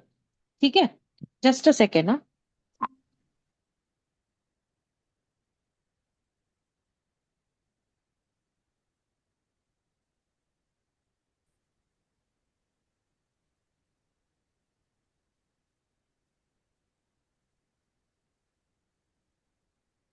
ओके, ठीक है, समझ में आया ना? I am sorry in between. ठीक है, क्या कहा मैंने? कहाँ थी मैं? ये तो बताओ। 156 ऑर्डर में मैम। हाँ, 156 ऑर्डर का मैं बता रही थी कि 156(3) जो है, हर कोई जज 156(3) करने में इंटरेस्टेड था। फिर हाई कोर्ट और कहीं ना सुप्रीम कोर्ट ने फटकार लगाने चालू कर दी कि you are not suppose to कि कोई भी आ जाए और विदाउट विच आप सीधा 156(3) का ऑर्डर दे दो। You have to see the facts and circumstances of the case. आपको वो ग्रेविटी देखनी है, आपको वो चेक करना है, उसके बाद ही आप इस ऑर्डर को कर सकते हैं। ऐसे भी कोई नेहरू करता आके आप बोल दे कि भाई हमें 156(3) ऑर्डर दे दो, और यूएमएफसी वाला कोर्ट वही करता था। तो ऐसे इसके लिए क्या करते थे पता है आपको? हाई कोर्ट वाले जजेस इन लोगों को लाइन पे लेते थे, और इनका एक सेशन चलता था। जब जैसे भी ब्रेक होती थी ना, जैसे 2 o'clock का ब्रेक होता है, तो 2 o'clock के ब्रेक सेशन में इन लोगों को बिठाया जाता है और इनके साथ में काउंसलिंग भी की जाती है। और अगर यहाँ पे कोई कुछ ऐसा होता है तो वो बैठ के उनके साथ में ये भी करते हैं।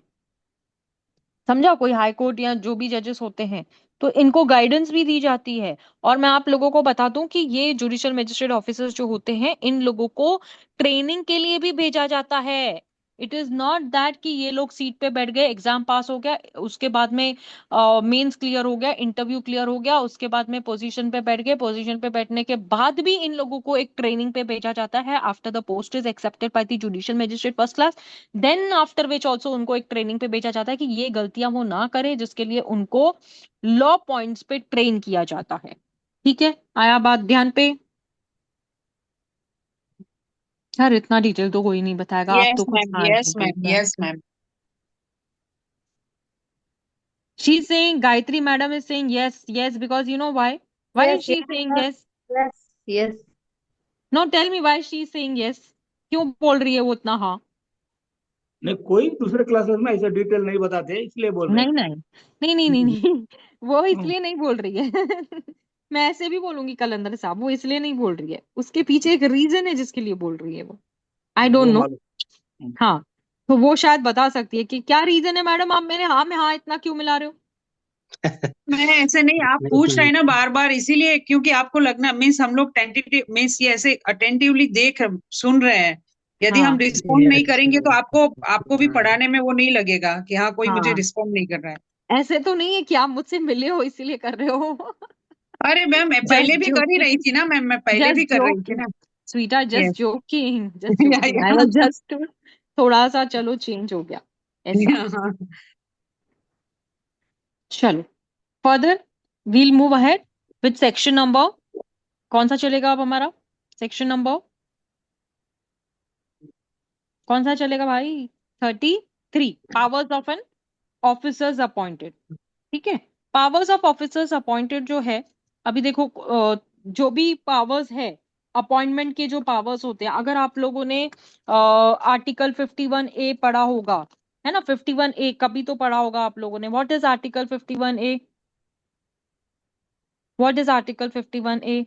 देखो, कोई भी पर्सन जब कोई ऑफिस होल्ड करता है, जब वो सर्विस ऑफ गवर्नमेंट होता है, तो वो हाई कोर्ट या स्टेट गवर्नमेंट के पावर्स होते हैं कि कोई भी लोकल एरिया के अंदर जब उनको अपॉइंट किया जाता है इक्वल या हायर ऑफिसर को, तो उसका नेचर जो होना चाहिए वो स्टेट गवर्नमेंट तय करती है। जैसे हाई कोर्ट उनको डायरेक्शन देगी कि भाई हाँ ऐसा ऐसा करो, तो लोकल एरियाज में उनको अपॉइंट किया जाता है। और उनकी अपॉइंटमेंट, जैसे अगर मैं पुलिस कहूं, तो पुलिस ऑफिसर्स जो होते हैं, अगर समझो कोई प्राइवेट पर्सन होता है, वो किसी बंदे को अरेस्ट करके लेके आया, ठीक है, तो प्राइवेट पर्सन कोई पर्सन को अरेस्ट करके लेके आ सकता है क्या? यार करके लेके आ सकता है। when he is into the benefit of that he has committed a crime, तो वो पकड़ के पुलिस स्टेशन में जाके दे सकता है ना। Of course yes. तो स्टेट गवर्नमेंट ऐसे ऑफिसर्स जो होते हैं, जिसे हम पुलिस ऑफिसर्स कहते हैं, उनको अपॉइंट करती है उन लोकल एरियाज के अंदर जहां पर जैसे स्टेट गवर्नमेंट उन लोगों को अपॉइंटमेंट करने के लिए कहती है। ठीक है यस मैम। Yes, ma'am. ना? Withdrawal of So powers, 15, withdrawal of powers का मतलब क्या होता है? हाई कोर्ट और स्टेट गवर्नमेंट जो होती है ना, वो कोई भी केस के अंदर विड्रॉ करने के बोल सकती है पावर्स को। जैसे इस कोड के अंदर, वैसे तो हमारा सीआरपीसी कोड हो गया, लेकिन यहाँ पर भारतीय नागरिक सुरक्षा के अंदर जो ऑफिसर सबऑर्डिनेट होंगे उनको उस तरीके से ये किया जाएगा। और जो चीफ जुडिशियल मजिस्ट्रेट होता है या by the district magistrate withdraw करने के लिए लगाती है ऐसे मजिस्ट्रेट को, जैसे वो पावर्स देती है। ठीक है, समझो किसी जुडिशियल मैजिस्ट्रेट ने पावर्स को एक्सटिंग्विश कर दिया, बढ़ा दिया, यानी उनको कहती है कि ना आप ये सब विड्रॉ करो, so they give them a chance of opportunity to withdraw the, okay okay. जो पावर्स कन्फर्ड किए गए हैं चीफ जुडिशियल मैजिस्ट्रेट को या बाय द डिस्ट्रिक्ट मैजिस्ट्रेट को, तो कोई भी रिस्पेक्टिव मैजिस्ट्रेट ऐसे पावर्स को बढ़ा के नहीं यूज कर सकता है, ठीक है, they can not over use Exceed the that. Powers, yes yes, तो there is some things which you can not, मतलब एक्सेसिव नहीं यूज करते, आपको जितना दिया गया ना उतना ही यूज करो, उससे ज्यादा आप यूज करेंगे तो ये लोग बैठे हैं आपको उस पावर्स को एक्सटिंग्विश करने के लिए, खत्म करने के लिए। Now, now section number 35 it states power of the judges and the magistrate exercised by succession in office। अब देखो यहाँ पर जो जजेस के पावर्स होते हैं, ठीक है, देखो जो भी जैसे जुडिशियल मैजिस्ट्रेट फर्स्ट क्लास हो गया, डिस्ट्रिक्ट मैजिस्ट्रेट हो गया, है ना, या जैसे भी सक्सेसर, जैसे एडिशनल सुना आप लोगों ने, असिस्टेंट सुना, सेशन के लिए ये लोग काम करते थे ना, अगर सेशन जज साहब बिजी होते थे तो ये इनको काम दिया जाता था, भाई एडिशनल मेरे जगह तू काम कर, एडिशनल बिजी है तो असिस्टेंट तू काम कर, है ना। तो ये सारे सक्सेसर्स इन ऑफिस जो इन लोगों को लेके आया गया, क्यों? If they are busy the work should not stop, और स्टॉप से क्या होगा? जुडिशरी में इंपैक्ट होगा, so that is the reason they have successors in office को लाया गया, जिसे हम एडिशनल और असिस्टेंट कहते हैं, ओके। तो पावर ऑफ जजेस, जो डिस्ट्रिक्ट मैजिस्ट्रेट के पास पावर है, वो अपने पावर को एडिशनल और असिस्टेंट को देकर भी काम करवा सकता है, समझा? अगर समझो चीफ जुडिशियल मैजिस्ट्रेट साहब बिजी है तो जुडिशियल मैजिस्ट्रेट फर्स्ट क्लास से कहेगा तू ये काम करके रखना मेरे पास, ठीक है, that is successor in office. Who is successor in office? Additional and assistant, ठीक है। किनके एडिशनल असिस्टेंट? डिस्ट्रिक्ट मैजिस्ट्रेट साहब के additional assistant, chief judicial magistrate के असिस्टेंट, एडिशनल असिस्टेंट, और उसके साथ में जुडिशियल मैजिस्ट्रेट, इनके तो लास्ट पावर्स हो गए, ठीक है। यानी ट्रायल शुरू होता है जुडिशियल मैजिस्ट्रेट के पास, उसके ऊपर गाड़ी चलती है, उसके ऊपर गाड़ी चलती है, फिर जाती है हाई कोर्ट, स्टॉप होती है सुप्रीम कोर्ट में। इनके बीच में जो आते हैं वो कौन आते हैं? Successors in office. कौन है वो? एडिशनल एंड असिस्टेंट, समझा? Yes, madam. Yes. Sir says yes, rest says no. Yes, ma'am. Powers of superior officers of police. अब 36 जो है, 36 की बात कर रही हूँ यहाँ पे, हम लोग बीएनएसएस में 30 की बात कर रहे हैं।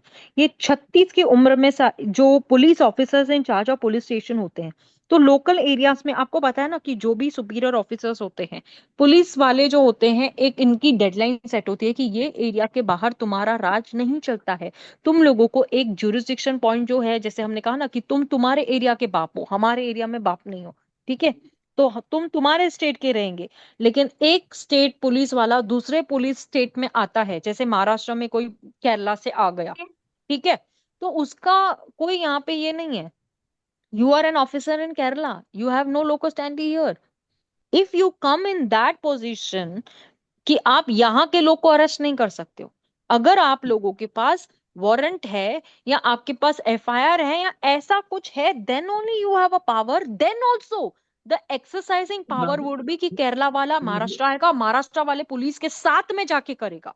Yes, accompanied by the local police. Accompanied by the local police is the correct answer would be asked in section number 36। AIB सुन के ले लो, मजा आ रहा है पढ़ने में, समझ आ रहा है ना? Yes, madam. Yes, ma'am. Yes. मैं आप लोगों को इसके लिए ऐसे पढ़ाना स्टार्ट किया कि let us move in this way, कि एआईबी के टाइम पे आपको मजा आ जाना चाहिए कि ये यहाँ था, ये यहाँ था, ये यहाँ था, बस मालूम रहेगा, बहुत हो गया, है ना। Yes, madam. 37 बोलता है public when to assess the magistrate and police. अब यहाँ पे एक क्वेश्चन बनता है, aid to the magistrate and the police, ठीक है। यहाँ पर आपको दो क्वेश्चंस कैसे बनते हैं, power of a superior officers of police, यहाँ से एक क्वेश्चन बन जाएगा, और एड टू द मजिस्ट्रेट, ये आपका हेड नोट है, aid to the magistrate other than the police officer of executing warrant. अब यहाँ पर इन्होंने एग्जीक्यूटिंग वारंट की बात की है, ठीक है, तो एग्जीक्यूटिंग वारंट अगर मैं यहाँ पर आप लोगों को लेके चलती हूँ, उससे पहले आप लोगों को एक सेक्शन पे लेके चलूंगी जो है 3731, public went to assist magistrate and police, यानी पब्लिक का भी काम होता है पुलिस को असिस्ट करने के लिए। अगर आप लोगों ने धमाल मूवी देखी रहेगी, अगर आपने नहीं देखी तो जरूर देखना। 187 की पनिशमेंट दी जाएगी अगर आप मजिस्ट्रेट और पब्लिक यानी पुलिस की मदद नहीं करते हो। तुम पब्लिक हो, पब्लिक सब जानती है, तो सब जानती है तो पब्लिक जो है पुलिस की मदद करेगी, मजिस्ट्रेट की मदद करेगी। नहीं करोगे तो 187 आईपीसी में जेल जाओगे। आया बात ध्यान पे? Yes ma'am. अच्छा, Yes.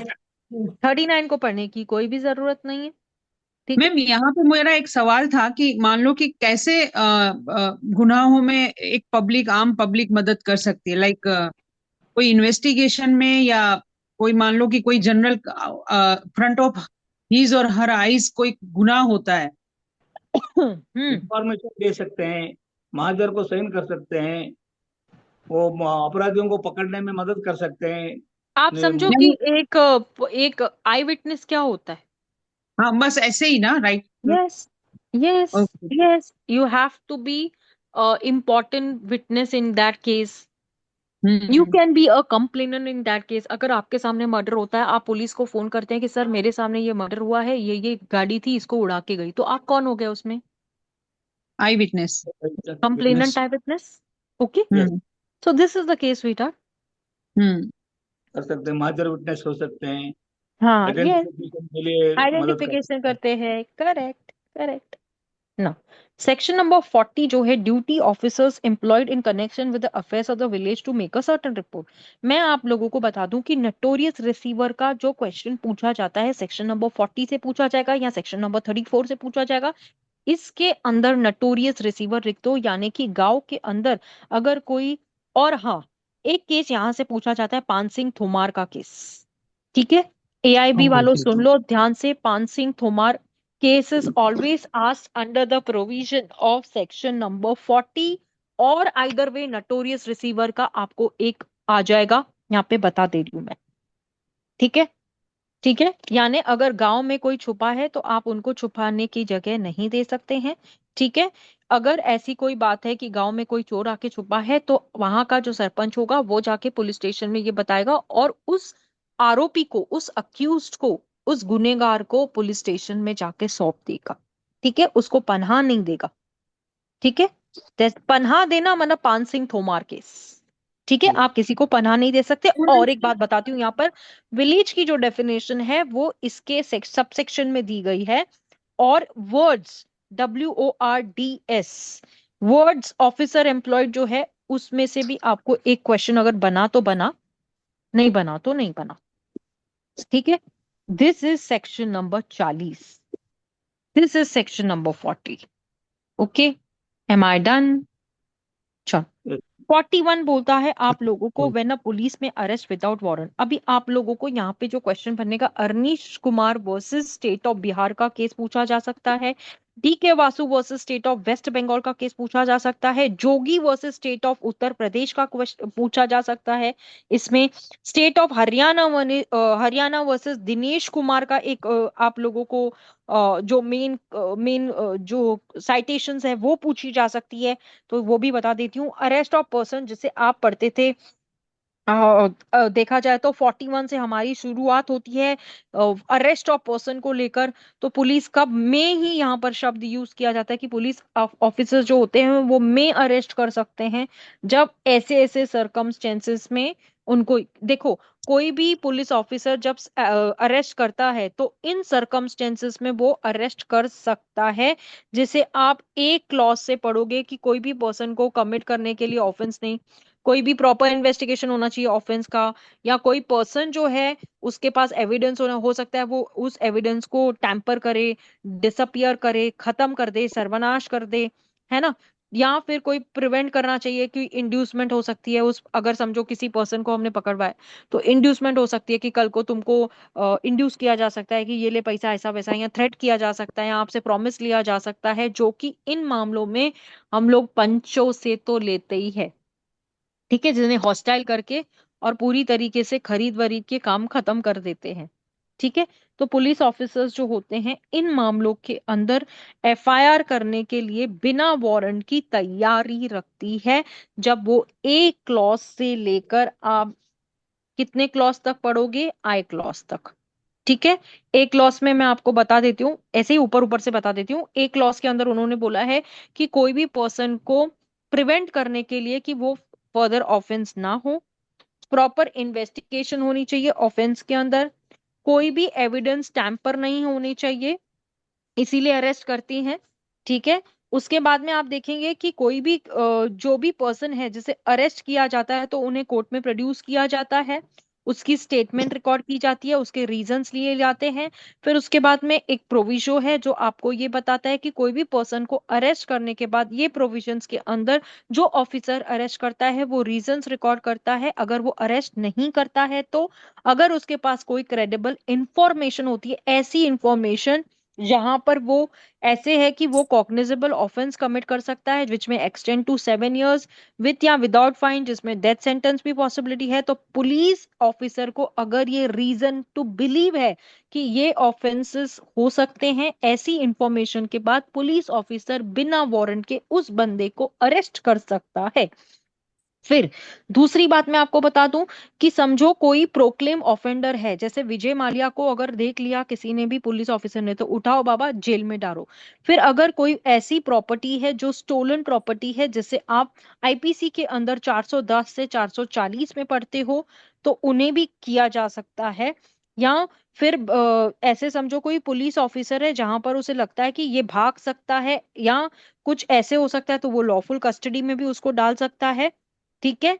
और उसके बाद में अगर कोई भी ऐसा रीजनेबली है कि भाई इसके पास वो इंफॉर्मेशन है जो कि एक सस्पिशियस है ना, या फिर वो इंडिया में क्राइम कमिट सकता है या तो बाहर जाके कर सकता है, कुछ भी ऐसी चीज है, तो पुलिस ऑफिसर बिना वारंट के इन पर्सन को अरेस्ट कर सकता है और इसमें वायलेशन ऑफ लॉ नहीं होता है।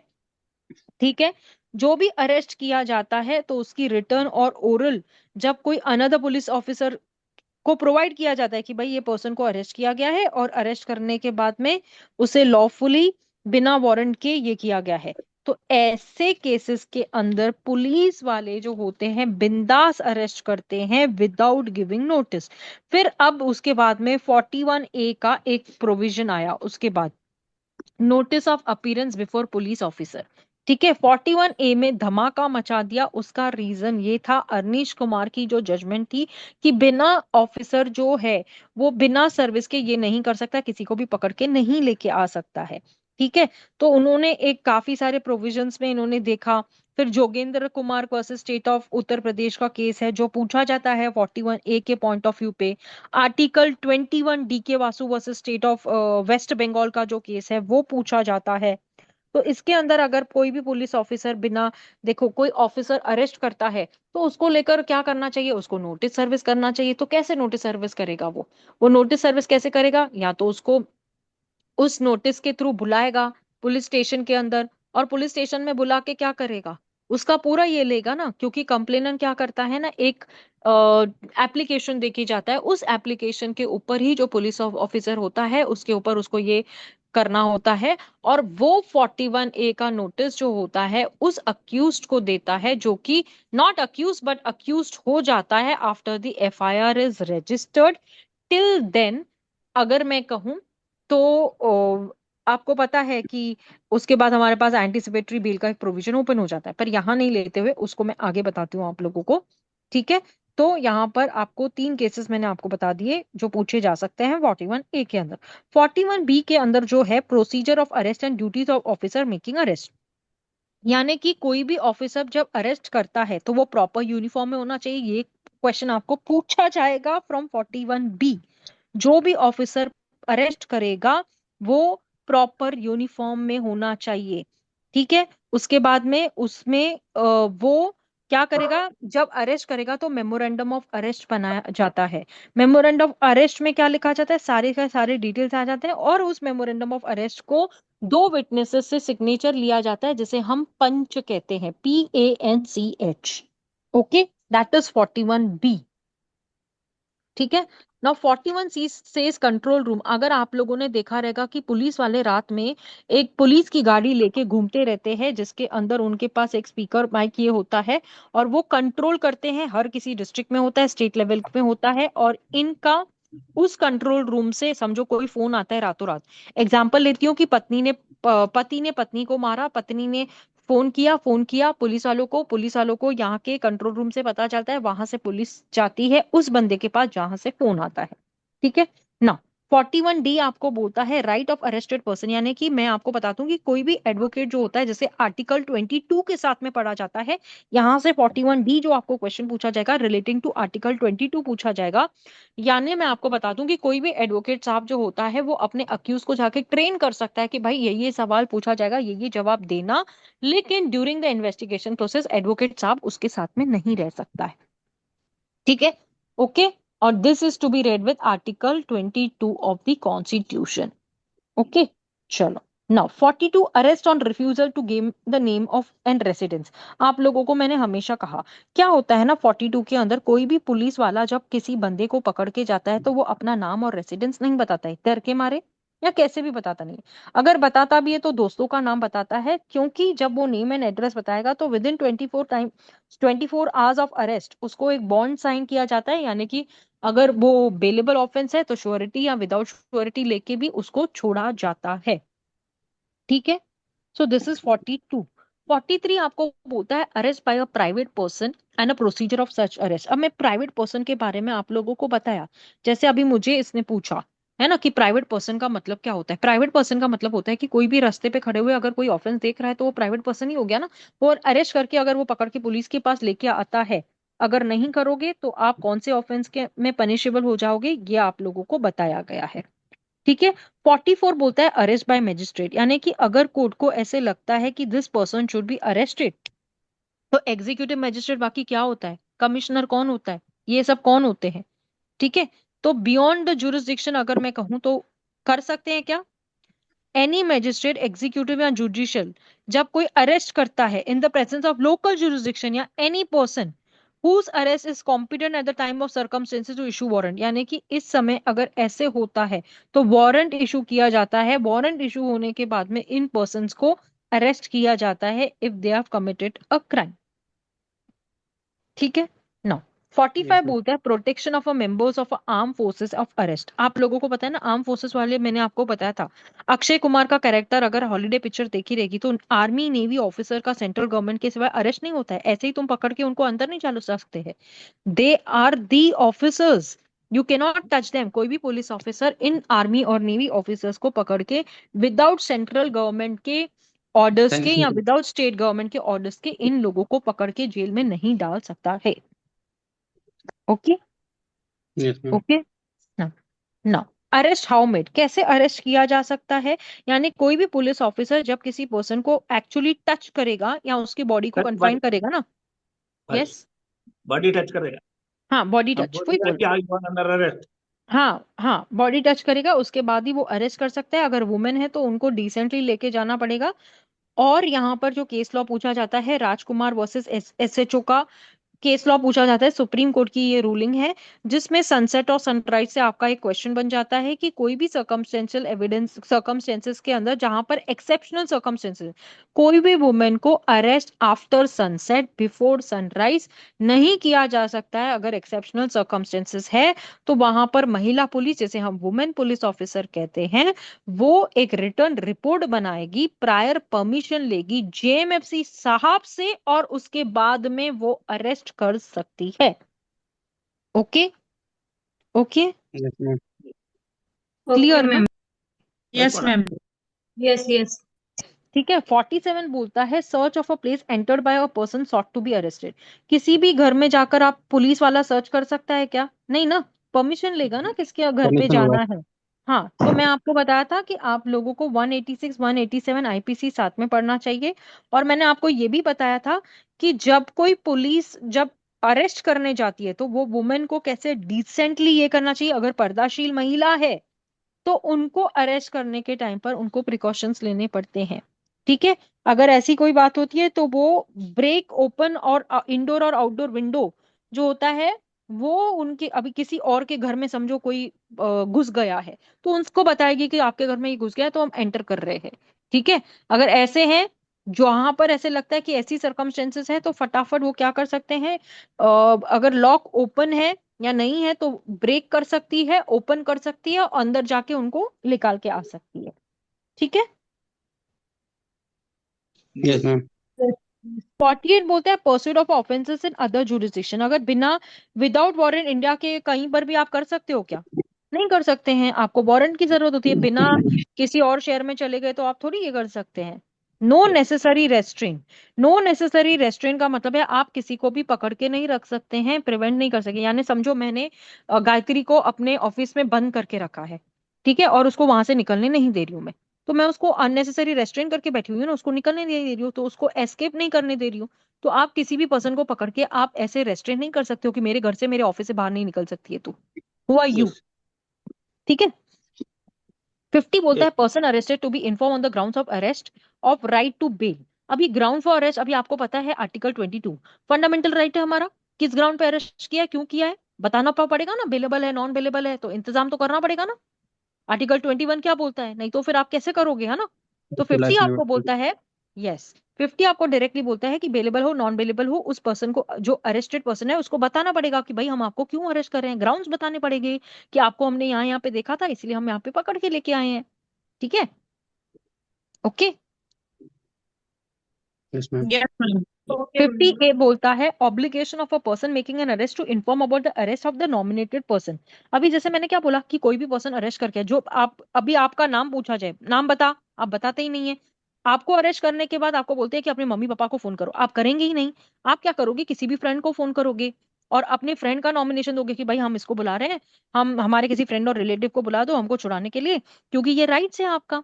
और उस चीज का एक जो स्टेट गवर्नमेंट ने एंट्री दी होती है, जिसे हम रजिस्टर एंट्री बोलते हैं, उस पुलिस ऑफिसर को आपकी, अगर आपको अरेस्ट करके लेके आए तो उस रजिस्टर में आपका नाम, आपकी एंट्री की जाती है, किस समय कितने बजे आपको पुलिस स्टेशन में लाया गया है, उस रजिस्टर एंट्री में आपका नाम लिखा जाता है। ओके।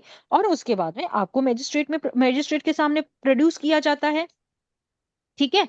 और मैं आपको बता दूं कि यहां से जो आप लोगों को क्वेश्चन बनता तो नहीं है, पर जोगिंदर सिंह का एक केस पूछा गया था ऑल इंडिया बार एग्जामिनेशन में, तो आपको बता देती हूँ, जोगिंदर सिंह वर्सेस समथिंग है, वो एक केस देख लेना जो सेक्शन 50A से पूछा जाता है कि आपका जो भी अरेस्ट होता है तो आपका राइट है आपको जानने के लिए, और आप किसी भी फ्रेंड को बुलाओ या रिलेटिव को बुलाओ जो आप नॉमिनेट करेंगे, और उसके बाद पुलिस ऑफिसर को एक बुक रखा होता है जिसे हम रजिस्टर कहते हैं, और स्टेट गवर्नमेंट वो रजिस्टर प्रोवाइड करता है और उसमें आपको एंट्री करनी पड़ती है। वो एंट्री जो होती है ना क्रोनोलॉजी में होती है 1 2 3 4 5 6, क्योंकि आप उसको ना माइनस कर सकते हो ना डिलीट कर सकते हो ना ऐड कर सकते हो, लेकिन ये सब तबाकचले होते हैं, मैं खाली आपको बोलने के लिए बोल रही हूँ, when I know what it is, शर्म आ रही है मुझे बोलने में। ठीक है। Then come search of arrested person, search of arrested person यानी बेल पर छोड़ देते हैं, है ना। अगर समझो कोई भी पर्सन है, कोई भी पर्सन को अरेस्ट लेके आए पुलिस ऑफिसर जब कोई वारंट है, और उसको ऐसे लगता है कि बेल ले सकते हैं क्योंकि वारंट में भी लेके आए हैं, लेकिन उसे कहा जाता है कि ठीक है आप ऐसे करो, आप श्योरिटी फर्निश करो, 2 गारंटर ले आओ, हम आपको छोड़ देंगे। ठीक है। अगर वुमेन है तो उसको डिसेंसी से लेके आना है, डिसेंसी से छोड़ने का है। ठीक है। Search of arrested person, clear. Yes, search ma'am. Of yes ma'am. Arrested person में अगर बेल लेनी है तो उसको 2 श्योरिटी लगेगा, जिसे हम 2 गारंटर कहते हैं, वो एक बॉन्ड देगा, बॉन्ड देने के बाद में पुलिस ऑफिसर क्या करेंगे, वो श्योरिटी लेने के बाद उस बंदे को छोड़ देगी जिसको वो लेके आई थी। सिंपल। अगर वुमेन को लाई थी तो उसको डिसेंसी से लाना है और डिसेंसी से छोड़ने का है। Okay. Now power to seize offensive weapons, offensive weapons के अंदर मैंने आपको रामपुरी चाकू बताया था, फिर AK-47 बताया था। अगर ऐसा कुछ भी होता है तो उसका क्या बनता है, सीजियर मेमो। ठीक है, सीजर यहाँ मैम। से आपको, यस, सीजर मेमो बनता है। उस सीजर मेमो में क्या होता है, वो सारे के सारे जो आर्टिकल्स होते हैं, जैसे गन हो गई, बारूद हो गई, या फिर उसका पिस्टल का गोली हो गया, जो भी हो गया, उस सारी की सारी चीजें उसमें मेंशन होती है। ठीक है। और सीजर मेमो के अंदर आपके पास रोलेक्स है, क्या भी है क्या नहीं है, वो सब कुछ उन लोगों को उस सीजर मेमो के अंदर लिखना रहता है, क्योंकि वो आपकी चीज है और उसके बाद आपको पुलिस को रिटर्न करनी रहती है। पुलिस के का ये नहीं है कि पुलिस ले ले वो सब चीजें। ओके, मजा आ रहा है ना पढ़ने में? शॉर्ट शॉर्ट शॉर्ट शॉर्ट, पर पूरा पूरा पूरा बता रही हूँ ऑलमोस्ट। Yes ma'am. चलो, 53 में आप पढ़ोगे examination of accuse by medical practitioner at the request of police officer. ठीक है, मैंने आप लोगों को ये भी बताया था कि कोई भी पुलिस ऑफिसर जब मेडिकल प्रैक्टिशनर होता है, जो कि कौन सा होना चाहिए मेडिकल, कौन सा registered medical medical practitioner. Registered medical practitioner होना चाहिए, और जो पुलिस ऑफिसर होगा not below the rank of sub inspector होगा। ठीक है, एसआई वो इन कमीशन। लोगों को इनको देगा, और उसके बाद में अगर फीमेल है तो फीमेल की जो होगी उसमें मेडिकल प्रैक्टिशनर जो होगी वो फीमेल होगी जब उसका करेगी तो। ठीक है, जो भी एग्जामिनेशन करने का है ना, तो औरत औरत का करेगी। ठीक है, मर्द औरत का कर सकती है, लेकिन इसके केस में अगर औरत है तो औरत का करेगी। और यहाँ पर पुलिस ऑफिसर जो not below the rank of sub inspector होगा, वो इस बंदे को बोलेगा, यानी मेडिकल प्रैक्टिशनर को, भाई इनकी जो एग्जामिनेशन है वो करके उसकी रिपोर्ट बना, उसकी रिपोर्ट उसके बाद उसको देंगे और उसके बाद वो कोर्ट में सबमिट करेगा। ठीक है, एग्जामिनेशन में इंक्लूड क्या करता है मैं आप लोगों को बता दूं, ब्लड स्टेन्स, सीमेन स्वैब्स और सेक्सुअल ऑफेंसेस, पपटन और sweat, hair samples, fingernail clipping by the use of modern scientific techniques including DNA profiling। और ये सारे टेस्ट जो मेडिकल प्रैक्टिशनर करता है जब इन पर्टिकुलर केस के अंदर। और रजिस्टर्ड मेडिकल प्रैक्टिशनर को यहाँ पर बताया गया है जिसकी मेडिकल क्वालिफिकेशन जिसे डिफाइन किया गया है clause H of section 2 of Indian medical council act 1956। यहाँ पे एक क्वेश्चन बनता है आपको 53 के अंदर कि कौन सा मेडिकल काउंसिल जो होता है जिसे रजिस्टर्ड मेडिकल प्रैक्टिशनर कहा जाता है। तो रजिस्टर्ड मेडिकल प्रैक्टिशनर वो होता है जिसकी क्वालिफिकेशन डिफाइन की गई है सेक्शन 2 के clause H of Indian medical council act 1956। समझा? Yes ma'am. Yes, ma'am. सबको समझा ना? मैम वंस अगेन एक बार रिपीट कर दीजिए ना last sentence please. Registered medical practitioner वो मेडिकल प्रैक्टिशनर होता है जिसके पास मेडिकल क्वालिफिकेशन होती है। उसे डिफाइन किया गया है ऑल इंडिया बार एग्जामिनेशन के प्रोस्पेक्टिव से बता रही हूं कि ये क्वेश्चन आपको पूछा जाएगा कि रजिस्टर्ड मेडिकल प्रैक्टिशनर जो होता है उसकी डेजिग्नेशन क्वालिफिकेशन को कहाँ दिया गया है। तो सेक्शन 2 के clause H of Indian medical council act 1956 में दिया गया है। ठीक है, yes yes ma'am, thank you. Yes madam. 53A आपको बोलता है जो आप 52 भारतीय नागरिक सुरक्षा संहिता में पढ़ेंगे कि examination of person accuse of rape by medical practitioner. अभी कोई भी मेडिकल प्रैक्टिशनर जो not below the rank of sub inspector होगा, जब कोई ऐसा इवेंट होता है तो उसकी जो रेडियस होती है 16 kilometre from the place of commitment of medical, यानी कि वो 16 किलोमीटर के डिफरेंस पे जाकर उसकी एग्जामिनेशन करवा सकता है। और ये जो पर्सन जो समझो अगर वो नहीं है, जो कि not below the rank of sub inspector नहीं है, तो कोई भी मेडिकल प्रैक्टिशनर जब as the request of officer not below the rank of sub inspector, ठीक है, person acting in a good faith, और उसे लगता है कि भाई इसको करना जरूरी है, तो रेप केसेस के अंदर वो मेडिकल प्रैक्टिशनर वो सारी चीजें करेगा जो कि जरूरत होगी उस समय करने के लिए। और वो रिपोर्ट जो होगी, जो फाइनल रिपोर्ट होगी, वो रिपोर्ट उसे दी जाएगी जो ऑफिसर होगा not below the rank of sub inspector. और वो रिपोर्ट जो होगी वो रेप की रिपोर्ट जो होगी जिसे हम डॉक्यूमेंट कहते हैं, और वो डॉक्यूमेंट को वो ऑफिसर वो रिपोर्ट को उस मैजिस्ट्रेट को देगा जिसके जुरिस्डिक्शन में वो केस आता है। Okay, yes Okay. Ma'am. Now 54 says examination of arrest by a person of medical officer. Medical officer जो होता है, अभी देखो अरेस्टेड पर्सन जो होगा, देखो medical report will be given to the accused. Accused को दी जाएगी क्या? नो, कोर्ट जब में कोई सबमिट भी किया जाएगा। पर्सन, यस, जब कोई भी पर्सन अरेस्ट होता है ना, उसकी मेडिकल ऑफिसर जो भी सर्विस होता है, तो सेंट्रल या स्टेट गवर्नमेंट जैसे भी केस होने दीजिए, तो मेडिकल ऑफिसर अगर अवेलेबल नहीं है, कोई भी मेडिकल प्रैक्टिशनर अवेलेबल नहीं है, तो क्या होगा भाई? गवर्नमेंट नहीं है तो फिर उसको प्राइवेट में रिक्वेस्ट किया जाएगा, उसको करना पड़ेगा। यस, अगर नहीं है तो प्राइवेट में दिया जाएगा और उसके बाद उसकी सारी की सारी वहां से की जाएगी। Okay, clear? अगर फीमेल एग्जामिनेशन करती है बॉडी की तो वो सारी सुपरविजन किसकी होगी? कोई भी फीमेल ऑफिसर अगर है तो सारी सुपरविजन किसकी होगी? Femininity. Femininity. Very good. अगर यहाँ से क्वेश्चन बना तो फीमेल बिंदास करना, ठीक है? क्लियर? Yes ma'am. Yes. चलो 54A आइडेंटिफिकेशन ऑफ पर्सन। यहाँ से ना एक्चुअली आपका इंडियन एविडेंस एक्ट से क्वेश्चन बनता है, यहाँ से तो नहीं बनता है क्योंकि टेस्ट आइडेंटिफिकेशन परेड का क्वेश्चन वहां से बनता है आपका। फिर भी बता देती हूँ, और मैं आपको बता दूं कि यहाँ पर आप लिख दीजिए Indian evidence act section number 9, लिख तो दो फिर भी।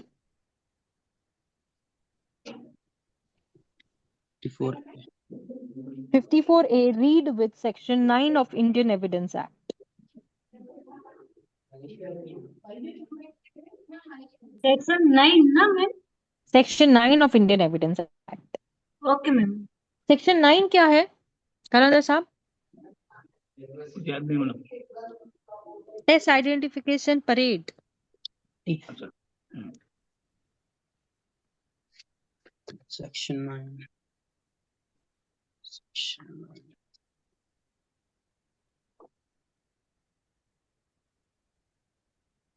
चलो आपको होमवर्क देती हूँ मैं इस चीज को ऊपर। 54A is equals to section number 9 of Indian evidence act. इसको रीड आउट करके आओगे, ओके। यहाँ से आपका क्वेश्चन 100% बनेगा। Yes ma'am. Facts necessary to explain और मैडम नए कानून में भी नहीं है क्या? क्या क्या? नए कानून में? नए कानून में 7 है, 7 of Indian evidence act. Yes. Ma'am, facts necessary to explain or introduce irrelevant facts, na? Yes. क्या मैडम? फैक्ट्स अभी आप है ना ऐसे facts necessary to explain introduction वो सब छोड़ दो ना। मैं आपको बोल रही हूँ मैं कि आप ऐसे करो कि सेक्शन 9 को रीड ओवर करके आ जाओ। यस। Okay ma'am. मेरे को 1 सेकंड लगेगा आपको बताने के लिए अभी, लेकिन क्या होगा फिर आप उसके ऊपर जो डिस्कशन है ना वैसे नहीं कर पाओगे मेरे साथ। यस यस तो मुझे वो चाहिए कि आप करो, यस मैडम। क्योंकि उसमें कलेक्शन ऑफ एविडेंस होता है, ऑब्जेक्ट होता है, थिंग होता है। इसीलिए मैं चाह रही हूँ कि आप उसको एक बार मेरे लिए देख के आए, ठीक यस। है ना? 55 says procedure when the police officer deputes subordinate to be arrest without warrant। यानी कि आपको पता है कि कोई भी ऑफिसर विदाउट वारंट अरेस्ट कर सकता है क्या? नहीं है तो सुपीरियर ऑफिसर बताएगा तभी तो वो अरेस्ट कर सकता है ना। बिना जी। सुपीरियर के ऑर्डर्स के वो अरेस्ट कर सकता है क्या? नहीं ना। नो। नहीं। 55 says health and safety of arrested person. मैंने आपको क्या बोला था कि कोई छोटे बच्चे का कैसे ध्यान रखता है, वैसे ही पुलिस ऑफिसर अगर किसी भी अक्यूज को अरेस्ट करता है तो उसको वैसे ही ध्यान रखना है जैसे एक छोटे बच्चे का ध्यान रखा जाता है। Okay. Yes ma'am. Now 56 says person arrested to be taken before the magistrate officer in charge of police station। ये बोलता है 57 ऑफ भारतीय नागरिक सुरक्षा संहिता। देखो यहाँ पे चेंज आया है, ठीक है? तो 57 आपको बोलता है कि person arrested not to be detain, sorry, person arrested taken to be magistrate officer in charge of the police station. कोई भी पुलिस ऑफिसर जब अरेस्ट करता है बिना वारंट के तो उसको अननेसेसरी डिले करते हुए इस प्रोविजन के अंदर दिया गया है कि उसको या तो फिर बेल करवा दो या तो उस पर्सन को सेंड कर दो जो मैजिस्ट्रेट के अंदर उसको ट्राई किया जाएगा। ओके। यानी पुलिस ऑफिसर उसको डिटेन करके नहीं रख सकता है, छुपा के नहीं रख सकता है, पकड़ के अंदर बंद करके नहीं रख सकता है, ठीक है? अगर कोई भी पुलिस ऑफिसर अगर किसी बंदे को अरेस्ट करता है विदाउट वारंट के तो या तो उसको बेल देके उसको छोड़ना होता है या तो वो मजिस्ट्रेट के सामने लेके जाना होता है जो मजिस्ट्रेट उसको ट्राई करेगा। ओके। नाउ 58 क्या बोलता है? Police the report of apprehension. Report of apprehension यानी फॉर्म भरना होता है। जैसे आप लोगों को पता है ना मुन्ना भाई एमबीबीएस, है ना? कि मुन्ना भाई यस मैम। एमबीबीएस में क्या होता है कि अगर आपने फॉर्म नहीं भरा है तो कोई भी ऑफिसर जो पुलिस स्टेशन का उसका क्या होता है, एक रिपोर्ट बनानी होती है जो डिस्ट्रिक्ट मजिस्ट्रेट को देनी होती है। हाँ, या फिर उसको डायरेक्शन देनी होती है सब डिविजनल मजिस्ट्रेट को कि कोई भी पर्सन को अरेस्ट बिना वारंट किया गया है तो जो भी पर्सन को किया है तो उसको या तो बेल दे दो या तो उसको छोड़ दो। तो ये एक फॉर्म भरना होता है, एक रिपोर्ट तैयार करनी होती है, और ये ऑफिसर्स जो होते हैं पुलिस स्टेशन के रिपोर्ट करते हैं डिस्ट्रिक्ट मजिस्ट्रेट साहब को, क्योंकि वो डीएम साहब जो होता है वो सारी चीजों को देखता है कि हमारे पुलिस स्टेशन के उनके एरियाज में क्या हो रहा है। ओके। 59 बोलता है ma'am. Discharge of a person apprehended. अगर कोई भी पर्सन को डिस्चार्ज किया गया है तो उसे बेल बॉन्ड लिया जाएगा, ठीक है, एक बॉन्ड लिया जाएगा, और under the special order of magistrate तो उसको छोड़ा जाएगा। ठीक है, ठीक है। Yes, ma'am. डिस्चार्ज का मतलब है छोड़ देना। और अगर ऐसा ऐसा कुछ है, आप लोगों ने सुना होगा कि है ना, कभी कभी क्या नहीं होता है नहीं ना। मैम, 58 एक बार रिपीट कर देना। हाँ, रिपोर्ट ऑफ एप्रीहेंशन का मतलब क्या होता है कि पुलिस अगर किसी बंदे को पकड़ के लेके आई है, पकड़ के लेके आई, तो पुलिस के राज है क्या? नहीं ना। पुलिस को क्या करना होता है, अगर कोई किसी पर्सन को अरेस्ट करके आप पकड़ के जेल में नहीं रख सकते हैं, बिना वारंट के, बिना वारंट के जेल में नहीं रख सकते। अगर रख रहे हो तो इस बात की रिपोर्टिंग आपको डिस्ट्रिक्ट मजिस्ट्रेट को करनी पड़ती है, और वो रिपोर्ट बनाकर डिस्ट्रिक्ट मजिस्ट्रेट के पास भेजनी होती है, वरना आप किसी को भी ऐसे पकड़ के अंदर नहीं रख सकते हैं। ठीक है, ठीक है, जी मैम, ठीक है, ठीक है मैम। ठीक। Yes ma'am. उसके बाद में power on escape of a pursue और रीटेक।